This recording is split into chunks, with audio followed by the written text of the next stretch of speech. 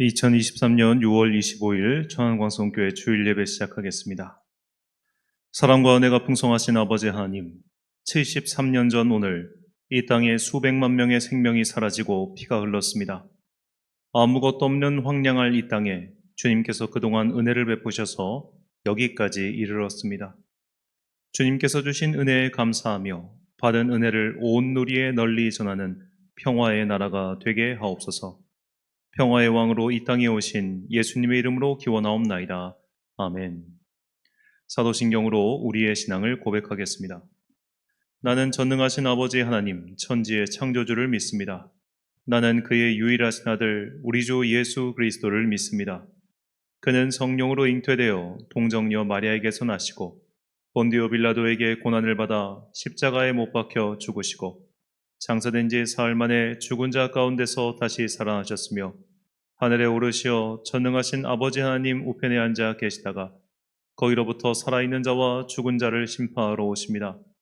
나는 성령을 믿으며 거룩한 공교회와 성도의 교제와 죄를 용서받는 것과 몸의 부활과 영생을 믿습니다. 아멘. 찬송가 27장 찬양하겠습니다.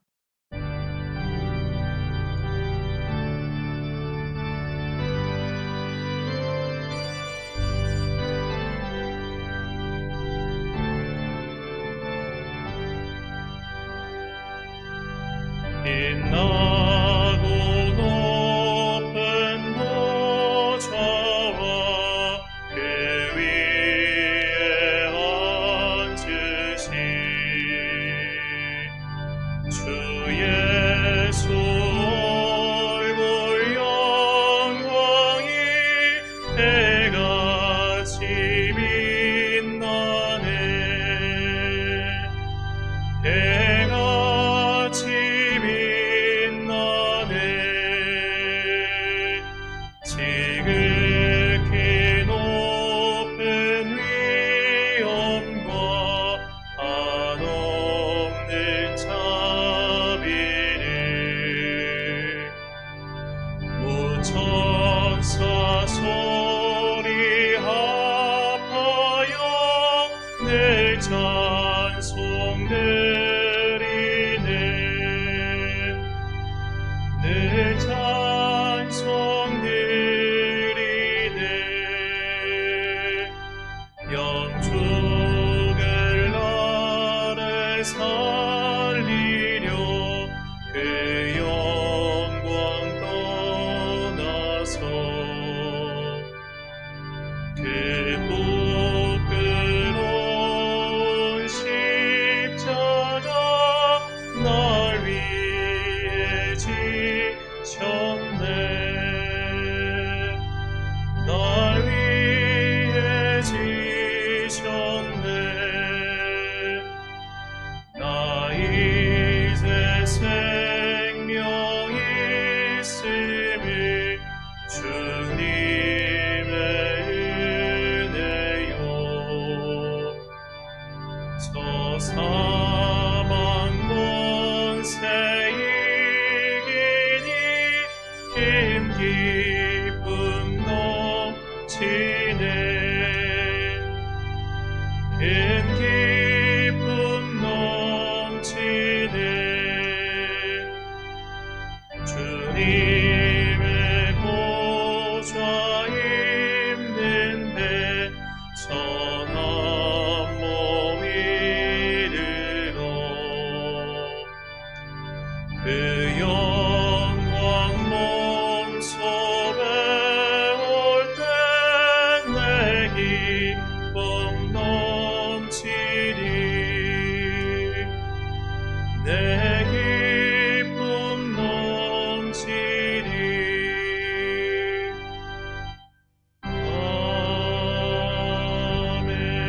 아멘. 한 주간 동안 하나님과 나만 아는 죄를 고백하며 침묵으로 참회의 기도를 드리겠습니다.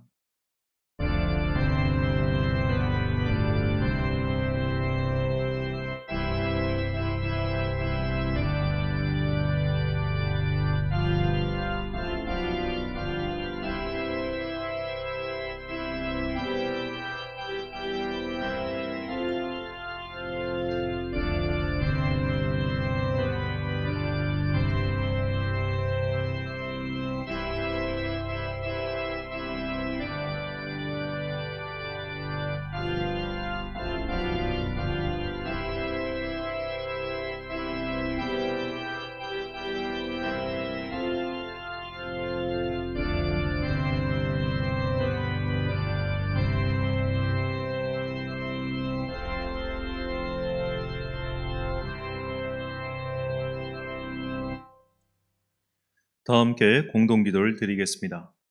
사랑과 은혜가 풍성하신 아버지 하나님, 여호와께서는 높은 곳에 계셔도 낮은 자를 바라보시며 우리가 환난 중에 있을지라도 결코 내버려두지 않으시는 신실하신 하나님이심을 고백합니다.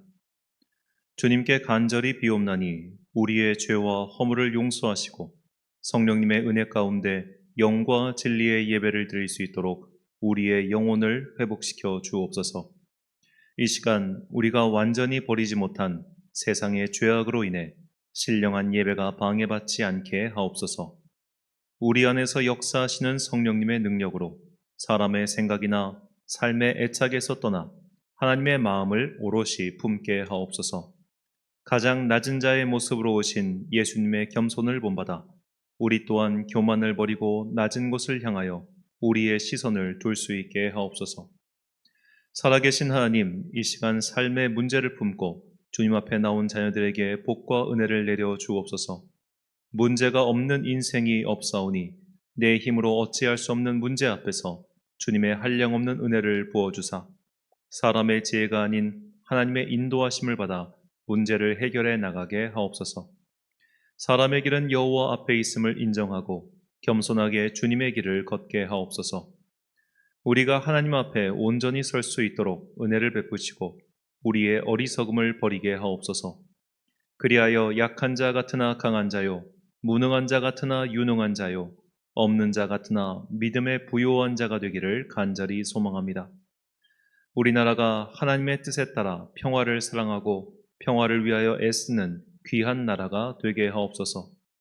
재물과 영화보다 소중한 것이 하나님의 평화라는 것을 깨닫고 그것을 실천하는 민족과 나라가 되게 하옵소서. 이 시간 오직 주님만 영광 받으시고 우리에게는 넘치는 은혜와 축복의 시간이 되게 하옵소서. 이 모든 간구와 함께 주님의 은총과 자비를 구하며 주님께서 가르쳐 주신 기도를 드리오니 하늘에 계신 우리 아버지, 아버지의 이름을 거룩하게 하시며 아버지의 나라가 오게 하시며 아버지의 뜻이 하늘에서와 같이 땅에서도 이루어지게 하소서. 오늘 우리에게 일용할 양식을 주시고 우리가 우리에게 잘못한 사람을 용서하여 준 것 같이 우리 죄를 용서하여 주시고 우리를 시험에 빠지지 않게 하시고 악에서 구하소서. 나라와 권능과 영광이 영원히 아버지의 것입니다. 아멘.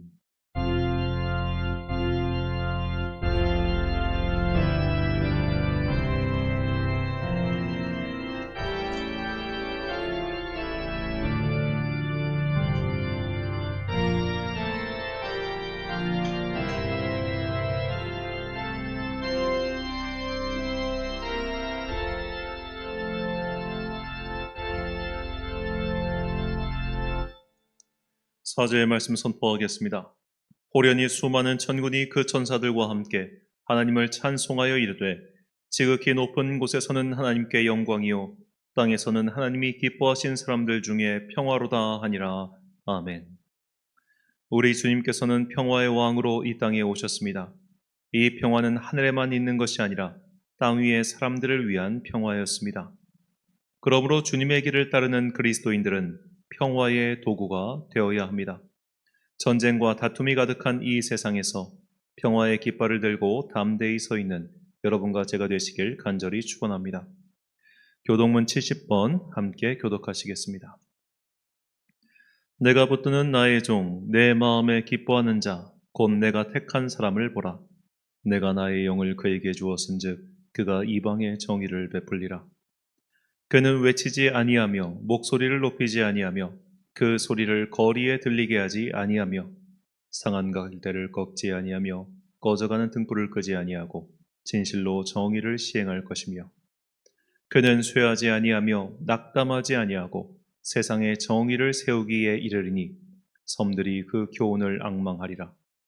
나 여호와가 의로 너를 불렀은즉 내가 내 손을 잡아 너를 보호하며 너를 세워 백성의 언약과 이방의 빛이 되게 하리니 내가 눈먼 자들의 눈을 밝히며 갇힌 자를 감옥에서 이끌어내며 흑암에 앉은 자를 감방에서 나오게 하리라. 아멘. 찬송가 412장 찬양하겠습니다.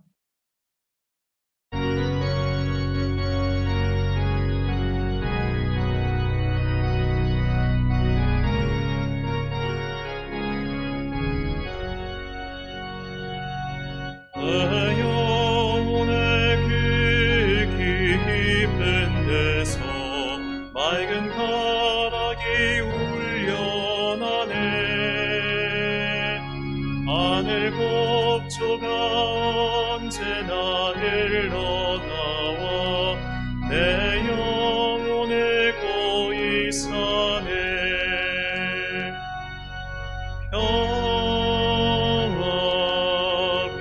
평화로다 하늘 위에서 내려오네. 그 사랑의 물결이여 도로 내 영혼을 덮으소서. 내 맘속에 솟아난 이 평화는 깊이 묻힌 보배로다. 나의 보화를 캐내어 가져갈 자 그 아무도 없으리라.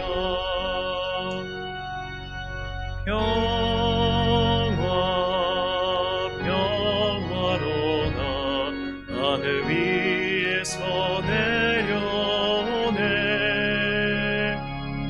그 사랑의 물결이여 도로 내 영혼을 덮으소서.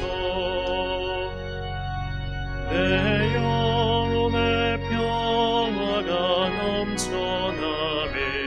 주의 큰 복을 받음이라.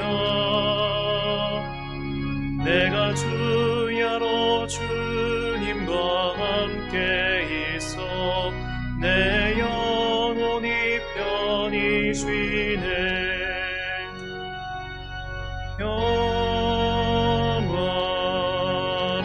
평화로다 하늘 위에서 내려오네. 그 사랑의 물결이 영원토록 내 영혼을 덮으소서. 이 땅 위에 험한 길 가는 동안 참된 평화가 어디 있나. 우리 모두 다 예수를 친구 삼아 참 평화를 누리겠네.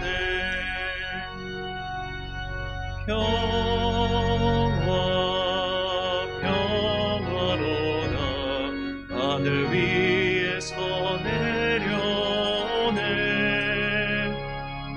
그 사랑의 물결이 영원토록 내 영혼을 덮으소서.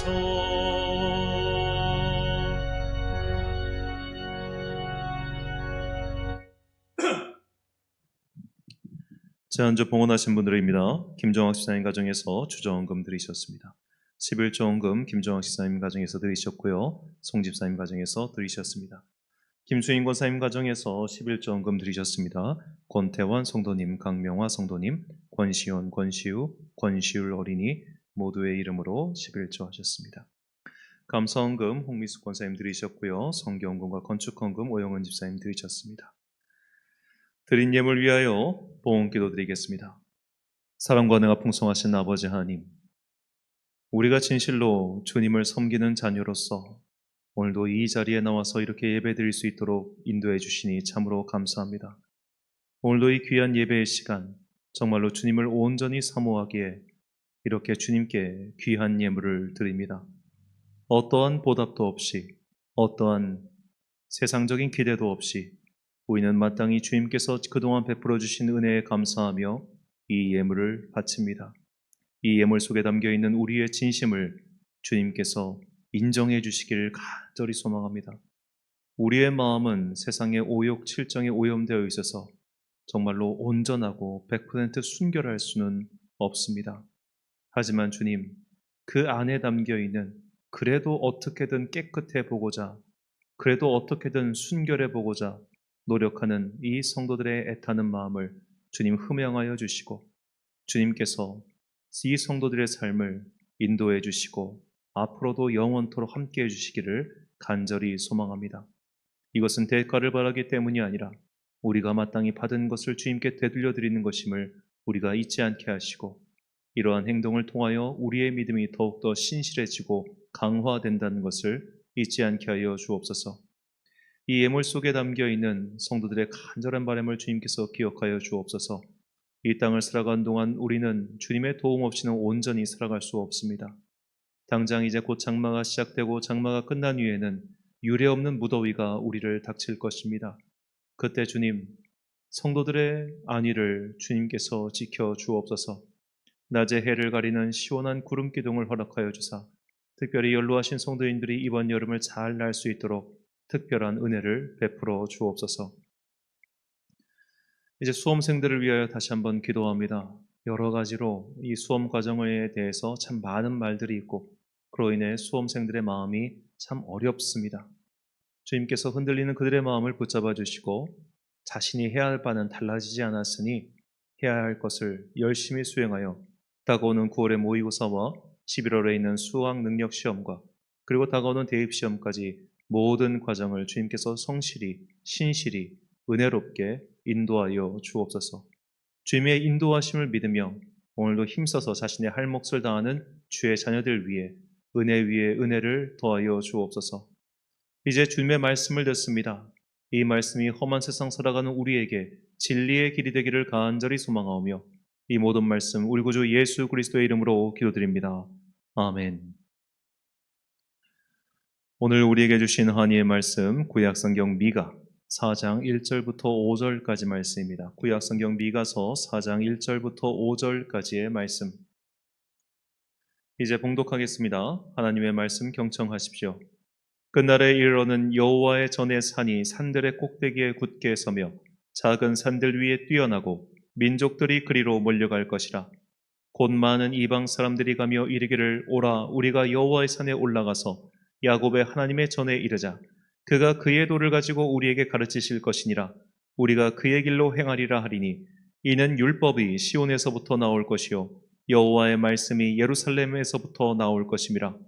그가 많은 민족들 사이에 이를 심판하시며 먼 곳 강한 이방 사람을 판결하시리니 무리가 그 칼을 쳐서 보습을 만들고 창을 쳐서 낫을 만들 것이며 이 나라와 저 나라가 다시는 칼을 들고 서로 치지 아니하며 다시는 전쟁을 연습하지 아니하고 각 사람이 자기 포도나무 아래와 자기 무화과나무 아래에 앉을 것이라. 그들을 두렵게 할 자가 없으리니 이는 만군의 여호와의 입이 이같이 말씀하셨음이라. 만민이 각각 자기의 신의 이름을 의지하여 행하되 오직 우리는 우리 하나님 여호와의 이름을 의지하여 영원히 행하리로다. 아멘. 평화의 나라가 되게 하소서란 제목으로 하나님의 말씀 선포하겠습니다. 벌써 수년 전에 저에게 있었던 일입니다. 예배가 끝나고 조금 당황스러운 일을 겪었습니다. 한 성도님께서 저를 대뜸 찾아오시더니 평소 그렇게 말을 거시는 분이 아니셨는데 저에게 이런 말씀하셨습니다. 사탄도 회개할 수 있습니까? 라는 질문이었습니다. 사탄도 회개할 수 있느냐? 갑자기 맥락도 없이 뜬금없이 그런 말씀을 하시길래 왜 그런 질문을 하시냐고 물어봤습니다. 그러자 그분께서 하신 말씀이 제가 그때 예배 인도하고 기도를 할 때 기도를 하면서 북한 김정은 정권이 회개하게 해주세요라고 그렇게 말했다고 합니다. 아마 그렇게 말했을 겁니다. 그런데 그분이 그 표현이 거슬렸던 모양입니다. 왜냐하면 북한 정권, 특히 공산주의자들은 다 사탄 마귀인데 이 사탄 마귀가 어떻게 회개할 수 있느냐라는 말이었습니다. 이것은 사실 사탄이 회개할 수 있느냐라는 교리적인 질문이라기보다는 그분이 그만큼 북한 정권을 증오하고 미워하고 있다는 것을 드러낸 것이죠. 그분은 80이 넘은 성도님이셨습니다. 그러니 이 한국 전쟁을 겪으면서 그리고 전쟁 이후에 그 황폐한 시대를 살아가면서 그분의 마음속에 이 북한의 전쟁을 일으킨 주범인 북한에 대한 그 증오와 미움이 얼마나 사무쳤겠습니까? 아마도 전쟁으로 인해 모든 것이 파괴된 세상에서 어려운 시기를 보냈던 사람들은 다들 이런 생각을 하고 있을 것 같습니다. 오늘은 북한의 침공으로 인해 한반도에서 큰 전쟁이 벌어진 지 73주년이 되는 날입니다. 1950년 6월 25일 북한의 김일성은 한반도의 무력 통일을 목적으로 소련의 지원을 받아 전쟁을 일으켰습니다. 예전에는 이 전쟁이 일어난 날을 기억하기 위해 6.25 전쟁이라 불렀는데 요즘은 한국 전쟁으로 명칭이 변하고 있죠. 전쟁이 발발한 원인 분석이나 이 전쟁 이후의 사회적 과정에 대해서는 이미 넘치도록 자료가 많기 때문에 관심 있으신 분들은 그냥 유튜브 같은 것으로 찾아보시면 됩니다. 분명한 것은 전쟁이 일어나기 전부터 한반도는 미국과 소련의 신탁 통치와 그 이전부터 이어온 여러 가지 사상적 노선 분쟁 등으로 이 내부의 갈등이 매우 심각했다는 점입니다. 이것은 결국 임시정부 시절부터 갖고 있었던 분쟁이 터진 것으로 볼 수 있겠죠. 임시정부 때 이 공토계적인 일제를 두고서도 서로 갈라져서 싸웠으니 해방 이후에 그 싸움이 더욱 노골적이 된 것도 어찌 보면 당연한 일입니다. 우리는 의외로 나와 말이 통하지 않고 피부 색깔이 다르며 나라도 다른 사람과는 크게 다투지 않습니다. 어차피 남이기 때문이죠.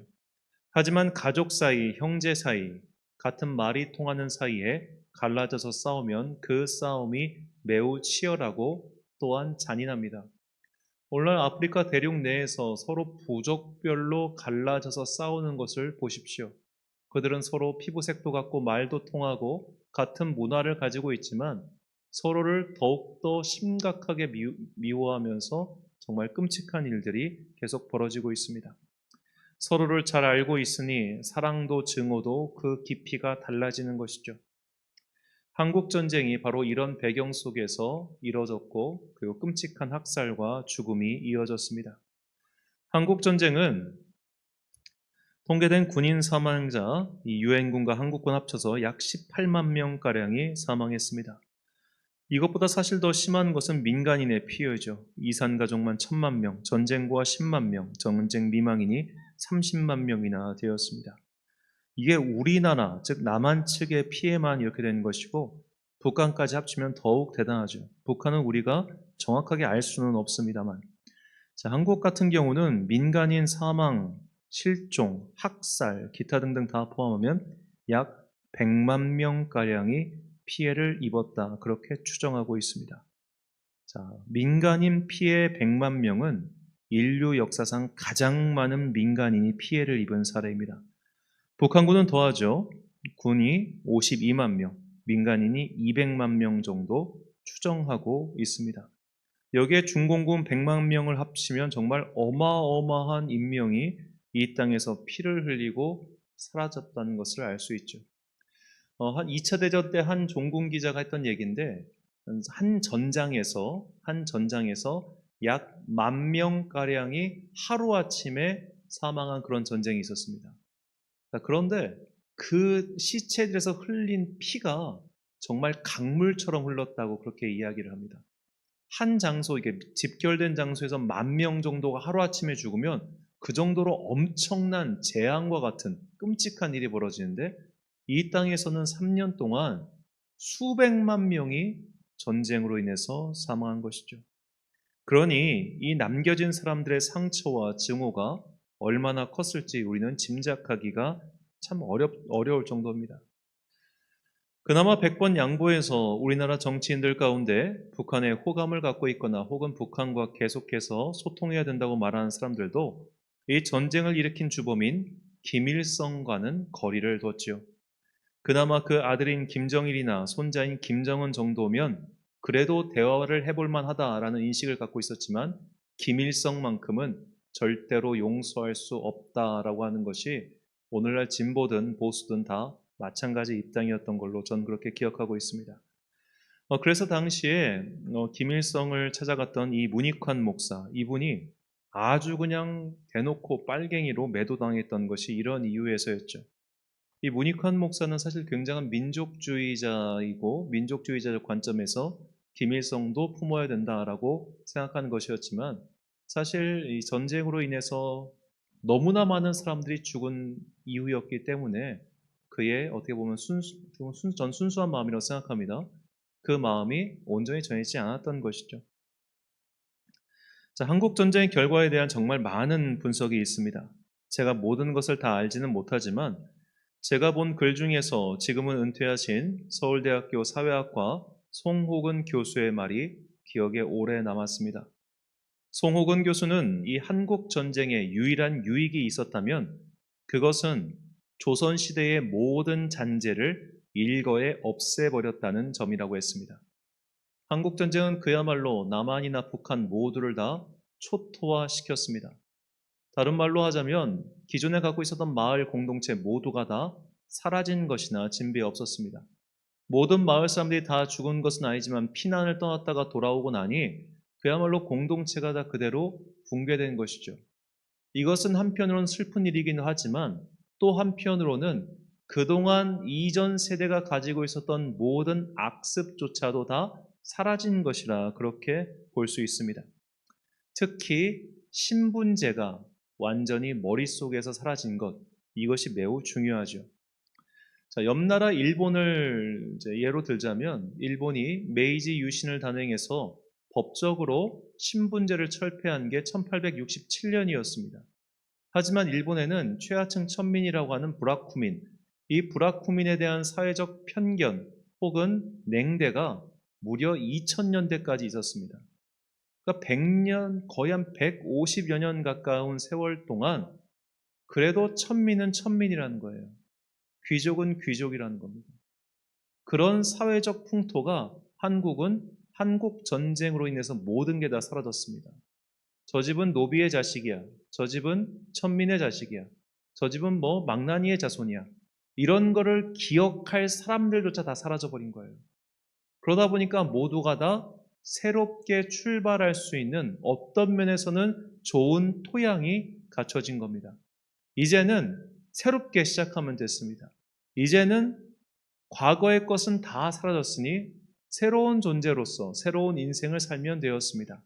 하지만 이 완전히 무주 공산 같은 한국 사회에 좋은 씨앗을 심지 못하고 오히려 경쟁과 무엇보다 돈이 최고라고 하는 이 만몬주의의 씨앗이 심겨진 것이 참으로 안타깝다고 이 송호근 교수는 밝혔습니다. 자, 건물을 비유하자면 오래된 건물을 리모델링하는 것보다는 차라리 다 허물고 새로 짓는 게 효율적일 수 있죠. 이렇게 새롭게 지은 건물을 정말로 의와 정의와 세계 평화라든지 이런 공동의 선한 가치를 통해서 새롭게 세워갔으면 정말 좋았을 텐데 모든 것이 무너진 한국 사회에서는 이제는 돈이 최고가 되었고 권력이 최고가 되었습니다.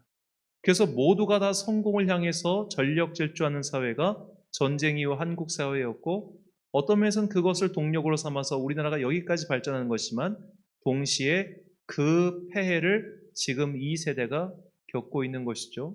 빈부격차가 심하고 노인빈곤율이 세계 최고인 나라, 더불어서 자살률도 가장 높은 나라, 이런 나라 말입니다. 이 전 70년 전에 일어났던 그 전쟁으로 인해 우리나라 사람들은 힘이 없으면 당할 수밖에 없다는 것을 온몸에 사무치도록 겪었습니다. 그래서 지금까지도 우리는 여러모로 힘을 추구하는 나라, 힘을 추구하는 민족이 되었지요. 그 힘이 권력이든 돈이든 무기든 말입니다. 소위 시사평론가 분들 입에서 항상 나오는 말 중 하나가 바로 국익우선입니다. 여러 사람들, 진보 진영이든 보수 진영이든 그 말에 토를 다는 사람이 없죠. 저는 마치 이 말이 우리 국가에게 이익이 된다면 무슨 일을 해도 별 상관이 없다. 때로는 그렇게 들려서 섬뜩할 때가 있습니다. 국가에 이익이 되니까 다른 나라 전쟁에 파병을 하는 것도 거리낌이 없습니다. 국가에 이익이 되니까 한때 우리에게 큰 도움을 줬던 나라에게 등을 돌리는 것도 거리끼지 않습니다. 저는 정말로 냉정하게 이 국제사회에서 우리나라가 어떤 나라로 비추고 있는지 돌아봐야 한다고 생각합니다. 어째서 사실상 중국도 미국도 우리나라를 완전히 신뢰하지 못할까요? 우리나라 사람들은 어쩌면 세상 다른 나라 사람들이 볼 때 자기에게 이익이 된다면 어느 쪽이든 붙어먹을 수 있는 나라, 그런 공동체처럼 보이기 때문에 그런 것은 아닐까요? 진짜 문제는 이러한 사고방식, 즉, 이익이 된다면 뭐든지 할 수 있다는 그 사고방식이 일상에서 스며들어 있다는 것입니다. 사람과 사람 간의 의리를 지키고 바른 뜻을 위해서는 때로는 손해를 감수하는 그러한 의기가 일상에서 사라지고 있습니다. 제가 가장 염려하는 것은 바로 우리나라의 무기 판매입니다. 70년 동안 사실 우리나라는 휴전 상태였죠. 휴전 상태라는 것은 전쟁은 멈췄지만 사실 언제든지 전쟁이 시작될 수 있는 상태라는 뜻입니다. 그런 70년의 긴장 속에서 우리는 계속해서 무기를 개발해 왔습니다. 그러다 보니 숙련된 무기 노하우를 빨리 축적하게 된 것이죠. 남들은 실전을 겪고 있지 않지만 우리는 70년 동안 사실 준실전 체제를 유지하고 있다고 봐도 무방하기 때문입니다. 한국의 무기 개발은 그야말로 일치월장하고 있습니다. 이제는 무기 수입국에서 무기 수출국으로 바뀌었죠. 일본조차 능가하는 무기 수출국이 바로 우리나라입니다. 더구나 이제 벌써 세계 9위인데 보면 벌써 2023년 이후, 그러니까 올해 판매된 것만 탱크가 990대, 포가 1200문이라고 합니다. 작년에 무기 수출이 무려 177%가 증가해서 세계 1위의 증가율을 달성했다고 자축했죠. 자, 특히 우리나라가 자랑하는 무기가 K9 자주포인데 이 K9 자주포가 성능 좋고 값싸다는 이유로 정말 세계에서 아주 크게 각광받는 효자 품목이라고 합니다. 저는 이것을 자랑스럽게 이야기할 때마다 가슴 한켠이 참 무섭기까지 합니다. 무기를 수출해서 돈을 버는 것이 자랑스러운 일입니까?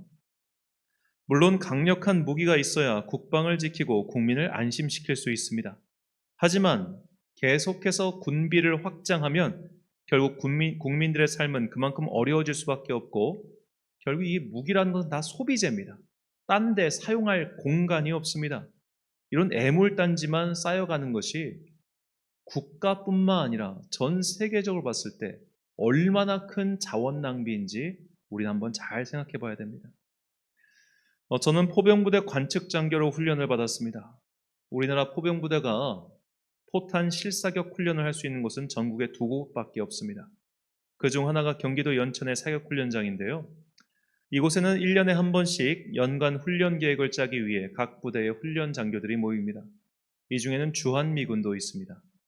그래서 연천 훈련장은 그야말로 1년 내내 포탄과 기관총의 불꽃이 튀는 곳입니다. 정말 주일 빼고 매일 쏜다고 해도 과언이 아닙니다. 이때 우리나라 포병이 가장 많이 사용하는 포탄이 곡폭탄이라는 포탄이에요. 무게가 약 2kg 정도 되는 포탄이 무려 18km를 날아갑니다. 이때 이 포탄을 멀리 보내기 위해 사용하는 화약을 장약이라고 하는데 장약을 잔뜩 넣고 그 위에 포탄을 얹어서 터뜨리는 것이죠.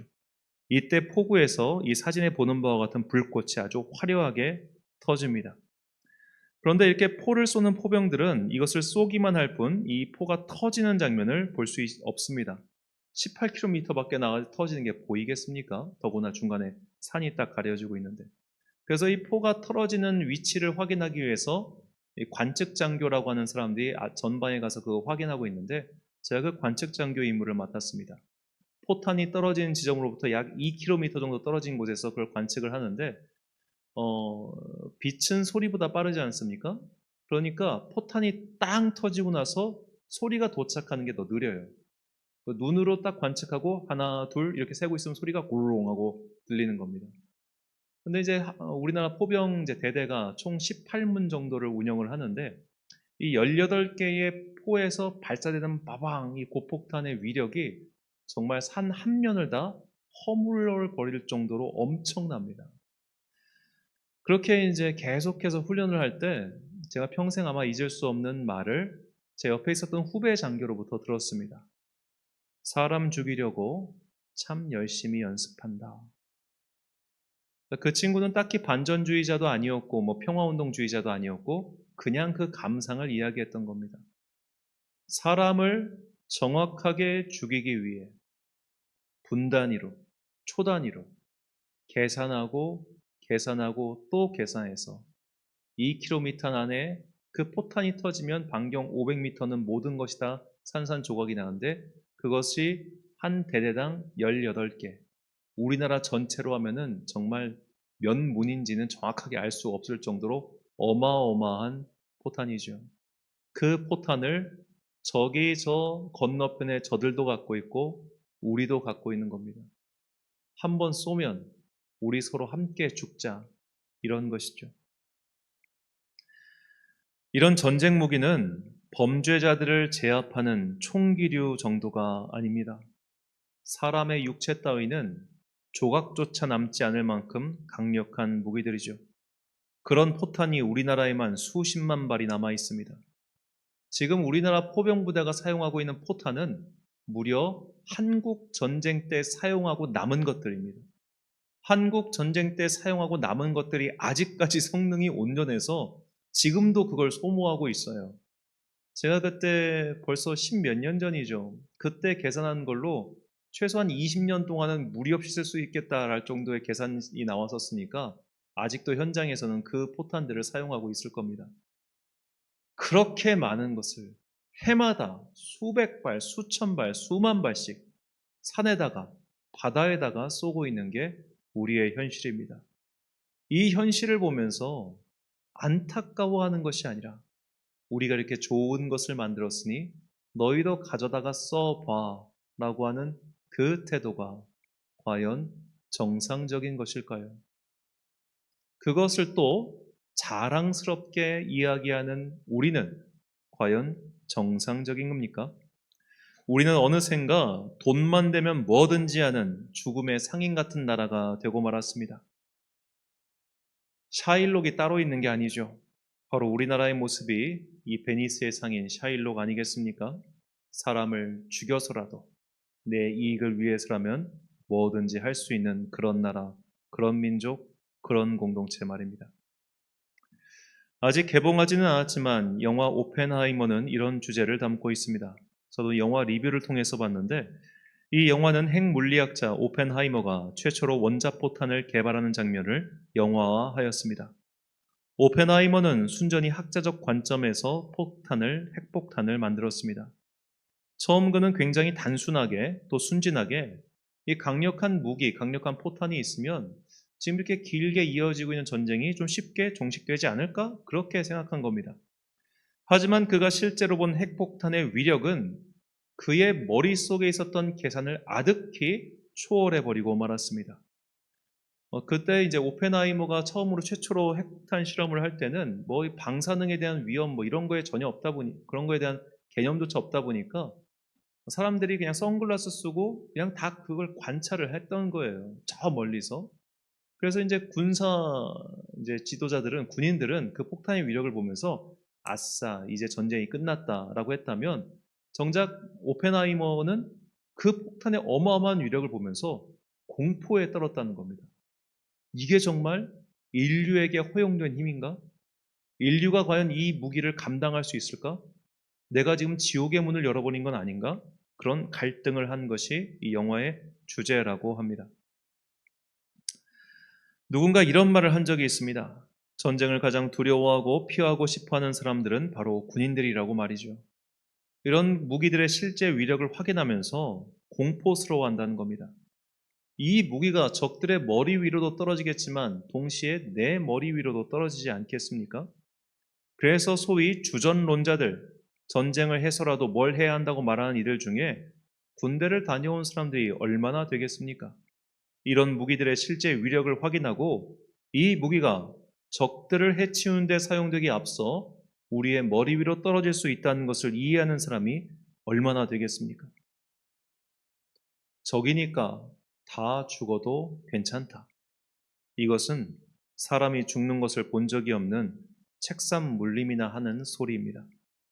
아니 제정신이 있는 사람이라면 이렇게 사람이 죽어나가는 것을 단순히 숫자 노름으로 봐서는 안 됩니다. 전쟁은 그야말로 끔찍한 일입니다. 그런데 이런 전쟁 무기를 판매하면서 우리의 수입이 늘어가고 있다라고 좋아하며 광고하는 것은 도대체 어떤 정신일까요? 남들이야 죽든 말든 나만 잘 먹고 잘 살면 된다는 그런 얄팍하고도 사실은 가증스러운 생각 때문에 이런 것을 자랑스럽게 광고하고 있는 것 아닙니까?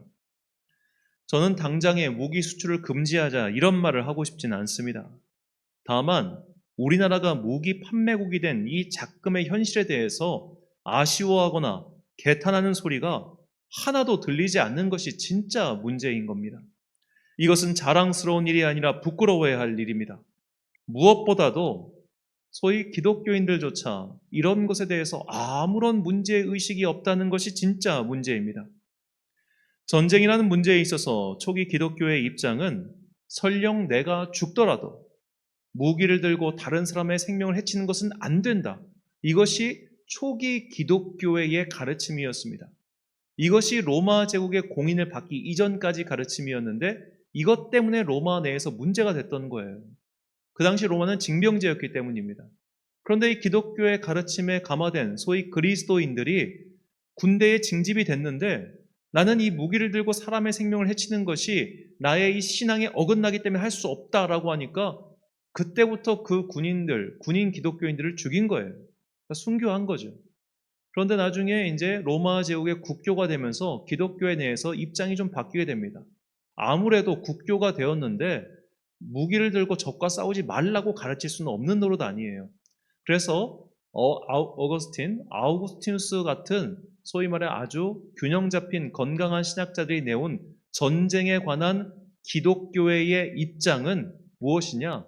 방어적 전쟁까지는 허용된다 이것입니다. 나의 생명과 가족의 생명을 지키기 위해서 우리가 방어적 개념에서 전쟁을 수행하는 것은 어쩔 수 없는 일이라는 것이에요. 전쟁 자체는 옳지 않지만 그래도 우리를 죽이려고 달려드는 저들의 손에 그냥 넋놓고 살아야 되는 것은 그것도 옳지 않다. 이것이 기본적 방어적 개념에서의 기독교 신학입니다. 그런데 이런 기독교의 신학이 언제 타락하기 시작하냐? 중세가 지나고 이슬람 세력이 발흥하면서 이슬람 세력이 자꾸 커지자 우리가 아예 저들을 선제적으로 압제하고 없애야 된다라고 하는 소위 주전론 신학이 퍼지게 되죠. 이 주전론 신학의 결과물이 바로 십자군 전쟁입니다. 우리가 서구 역사에 대해 조금만 관심이 있다면 십자군 전쟁을 기점으로 기독교의 타락이 시작되었다는 것을 누구나 알 수 있습니다. 그러므로 기독교의 기본 정신은 평화를 위한 최소한의 방어적인 전쟁을 수행하는 것, 거기까지만 용인할 뿐이지 적어도 전쟁 무기를 팔아서 우리의 수익을 챙기는 것을 기뻐하는 기독교회는 하나도 없어야 된다는 것, 이것이 이것이 정상입니다. 그런데 어째서 이런 것에 대해서 침묵하고 있는 것일까요? 기독교회는 세속에 물들기 전까지 철저하게 반전론자들이었습니다. 그들은 바울을 통해 주신 하나님의 말씀에 철저히 순종하고자 했기 때문입니다. 에베소서 6장 12절 말씀. 우리의 씨름은 혈과 육을 상대하는 것이 아니요 통치자들과 권세들과 이 어둠의 세상 주관자들과 하늘에 있는 악의 영들을 상대함이라. 아멘. 순전한 기독교인들은 마귀와 싸우기 위해 칼을 들거나 포탄을 쏘지 않았습니다. 예나 지금이나 순전한 기독교인들은 악한 세력과 싸우기 위해 성령의 검, 곧 하나님의 말씀을 들었으며 기도로서 악을 물리치고자 하였습니다. 그런 기독교인들이 볼 때 지금 무기를 팔면서 좋아하고 있는 우리의 모습이 과연 어떻게 보이겠습니까? 한국 전쟁이 휴전 상태로 접어든 지 70년이 지났습니다. 이미 세대가 최소한 2세대는 지났지만 아직도 우리는 징병제 국가이며 전쟁을 대비하며 살고 있습니다. 우리가 우리를 지키기 위해 국방력을 강화하고 무기를 개발하는 것은 지극히 타당합니다. 하지만 기독교인들은 이런 사태에 머물러 있는 것조차도 안타까워하며 비통해하며 평화를 위하여 기도해야 합니다. 우리가 먼저 나서서 저 악한 놈들을 물리치고 핵무기로 무장해서 저들을 쓸어버려야 한다. 그런 식으로 말하면 안 됩니다. 예수님께서는 예루살렘 성전을 장악하고 백성들을 잘못된 길로 인도하고 있던 사두개인과 대제사장 일당을 모조리 처단해야 된다. 그렇게 말씀하신 적이 없습니다. 너희들이 칼을 차고 무장해서 적들과 싸워야 한다라고 말씀하신 적도 없습니다. 예수님께서는 대제사장 일당에게 붙잡히시기 전에 제자들에게 다음과 같이 말씀하십니다. 누가복음 22장 36절부터 38절까지 말씀. 이르시되 이대는 전대에 있는 자는 가질 것이요 배낭도 그리하고 검 없는 자는 겉옷을 팔아 살지어다. 내가 너희에게 말하오니 기록된 바 그는 불법자의 동료로 여김을 받았다 한 말이 내게 이루어져야 하리니 내게 관한 일이 이루어져 감이니라. 그들이 여짜오되 주여 보소서 여기 검 둘이 있나이다. 대답하시되 족하다 하시니라. 예수님께서 제자들에게 검을 준비하라고 하셨습니다. 그런데 이때 이들이 준비한 것은 고작 2자루의 검뿐이었습니다. 각자 하나씩 들고 싸운 게 아니죠.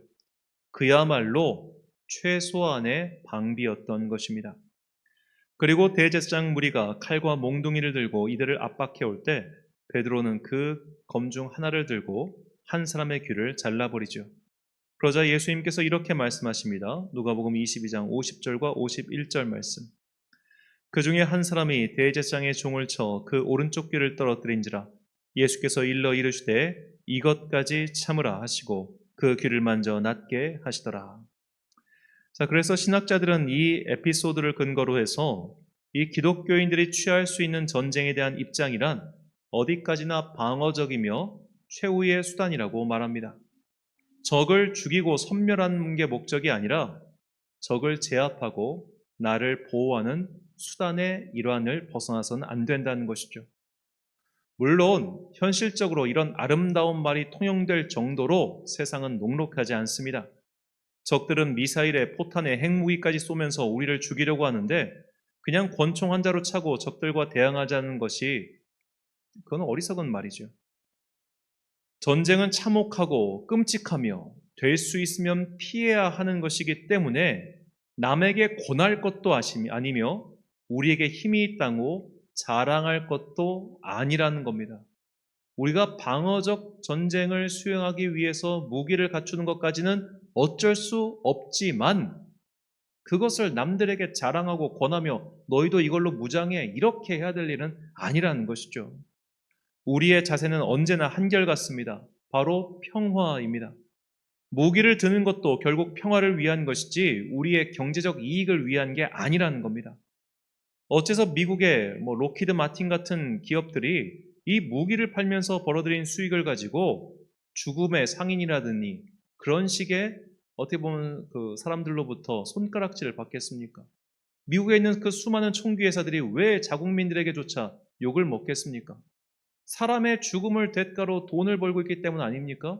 우리나라 소위의 학자들도 왜 그런 미국에 있는 무기업체들은 비난하면서 우리나라 자국의 기업들이 무기를 전 세계에 팔고 있는 것에 대해서는 왜 이런 발구에 말도 하지 않냐 이 말이에요. 어느샌가 우리는 우리에게 돈만 되는 일이라면 뭐든지 할 수 있는 그런 안타까운 나라, 안타까운 민족이 되었다는 겁니다. 하나님을 믿는 사람들의 꿈은 모두가 강력한 무기를 가지고 전쟁을 억제할 수 있는 그런 힘을 갖추는 데 있지 않습니다. 아예 무기 자체가 사라지고 서로가 서로를 신뢰하며 평화를 사랑하는 데 있습니다. 본문 말씀이 바로 그 하나님의 꿈, 그리고 우리가 취해야 될 꿈에 대해서 말하고 있습니다. 본문 3절과 4절 말씀을 함께 읽겠습니다. 그가 많은 민족들 사이에 이를 심판하시며 먼 곳 강한 이방 사람을 판결하시니 우리가 그 칼을 쳐서 보습을 만들고 창을 쳐서 낫을 만들 것이며 이 나라와 저 나라가 다시는 칼을 들고 서로 치지 아니하며 다시는 전쟁을 연습하지 아니하고 각 사람이 자기 포도나무 아래와 자기 무화과나무 아래에 앉을 것이라. 그들을 두렵게 할 자가 없으리니 이는 만군의 여호와의 입이 이같이 말씀하셨습니다. 아멘. 하나님을 믿는 성도들은 평화를 사랑하고 평화를 위하여 기도해야 합니다. 비록 인간 세상에 악이 가득하여 어쩔 수 없이 우리가 무기를 들고 있지만 이 무기조차 사용할 날이 이르지 않도록 기도해야 합니다. 주님은 우리를 평화의 사자로 부르셨고 최대한 대화와 타협을 통해 이 평화를 이룩하고 공고히 할 것을 말씀하셨습니다. 이런 기독교인들이 품어야 될 평화의 정신을 담은 참 좋은 기도문이 이 무명의 프란체스코 수도의 수사가 만든 평화의 기도입니다. 이 평화의 기도는 한때 성 프란체스코 본인이 작성한 것이 아니냐라는 말을 들었지만 학자들은 그리고 무엇보다 이 프란체스코 수도에서는 이 기도문이 프란체스코가 직접 만든 것은 아니지만 이 프란체스코의 정신을 잘 담고 있기 때문에 우리 수도의 기도문으로 인정한다. 그렇게 밝힌 바가 있습니다.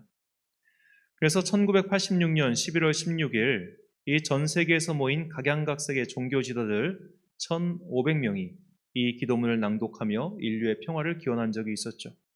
오늘 우리도 함께 이 기도문을 낭독하며 이 주님께서 주신 평화가 우리 가운데 그리고 평화의 사도로서 우리가 수행할 수 있기를 바라며 함께 낭독하겠습니다. 주여 나를 평화의 도구로 써주소서.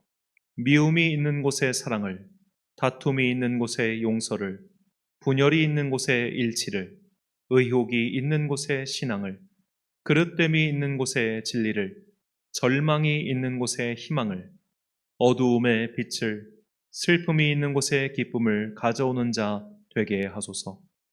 위로받기보다는 위로하고 이해받기보다는 이해하며 사랑받기보다는 사랑하게 하여 주소서. 우리는 줌으로써 받고 용서함으로써 용서받으며 자기를 버리고 죽음으로써 영생을 얻기 때문입니다. 아멘.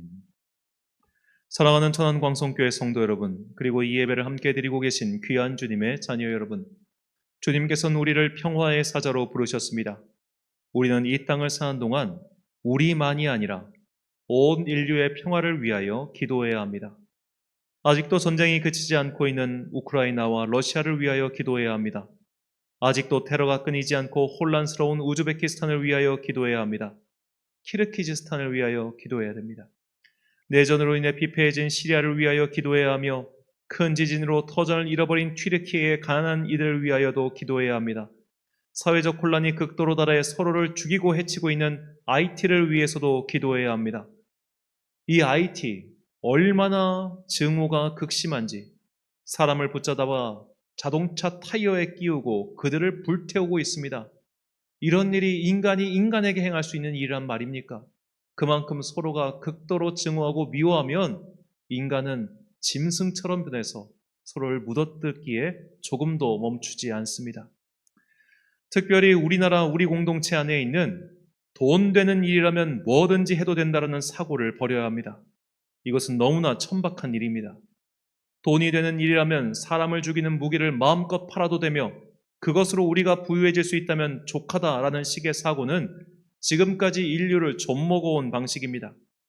무기 수출이 늘어나는 것을 자랑스럽게 여기고 자국의 대통령이 외국에 나가 무기를 파는 것을 자랑스럽게 여기는 것은 너무나 한심하고 부끄러운 일입니다.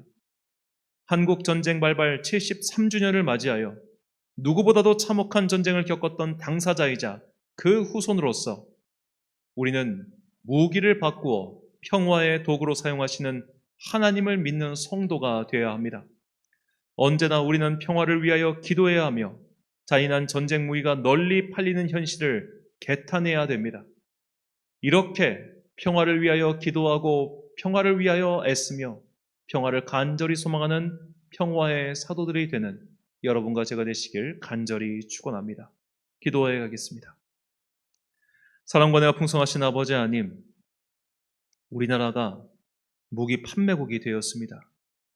전혀 자랑스럽지가 않습니다. 주님,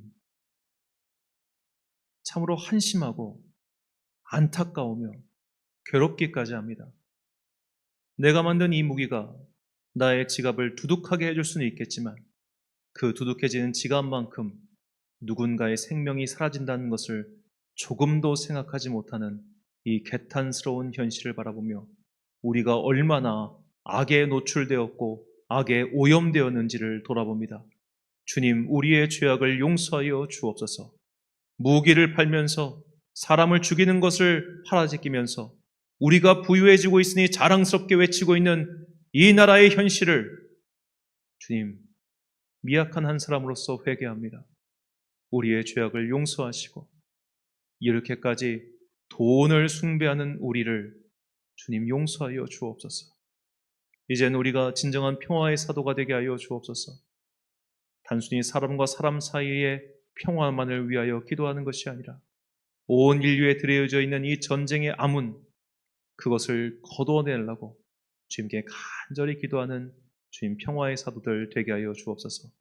우리의 싸움은 혈과 육의 것이 아니며 오직 우리가 싸울 수 있는 무기는 성령의 검과 기도의 횃불이라는 것을 잊지 않고 항상 나라와 민족과 그리고 온 세계의 평화를 위해서 기도하는 주의 자녀들 되게 하여 주옵소서. 이 모든 말씀 거룩하신 우리 구주 예수 그리스도의 이름으로 기도드립니다. 아멘. 찬송가 582장 찬양하겠습니다.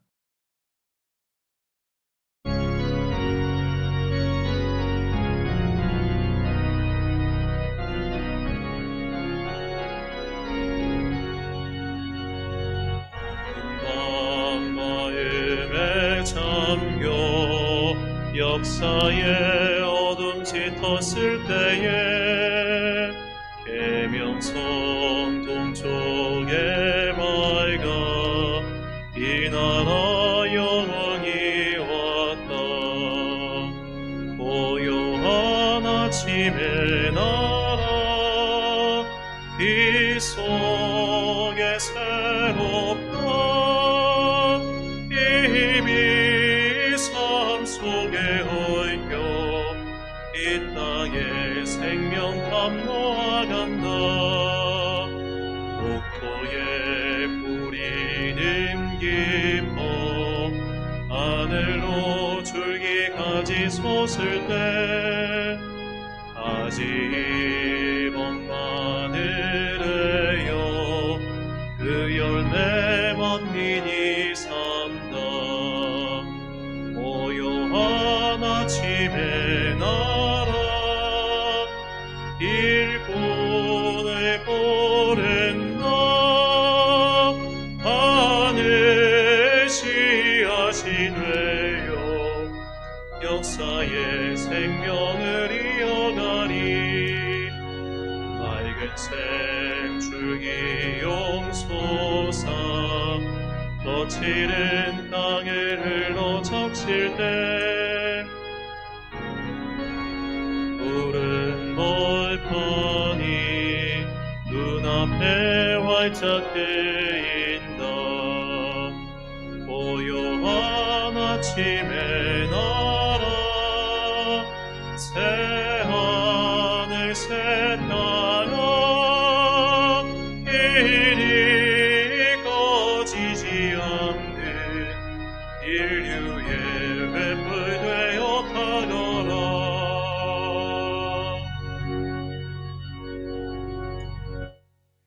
다소의 말씀 선포하겠습니다. 우리는 평화의 사도로 부름을 받았습니다. 우리가 들 것은 무기가 아니라 평화의 복음입니다. 우리가 널리 팔아야 될 것은 무기가 아니라 평화의 복음입니다. 어느샌가 힘과 권력, 재물을 최고로 숭배하고 있는 이 안타까운 세상 속에서 진리의 바른 복음을 끝까지 지켜가는 여러분과 제가 되시길 간절히 축원합니다. 축도로 예배를 마치겠습니다. 지금은 우리 주 예수 그리스도의 은혜와 하나님 아버지의 놀라우신 사랑과 성령님의 교통하심이 이제 전쟁 무기가 아니라 하나님께서 우리에게 주신 평화의 복음, 그것을 이 세계 만방에 널리 전하리라 하다지만은 귀한 주님의 자녀들 머리머리 위에 지금부터 영원까지 함께 하시기를 간절히 축원하옵나이다. 아멘.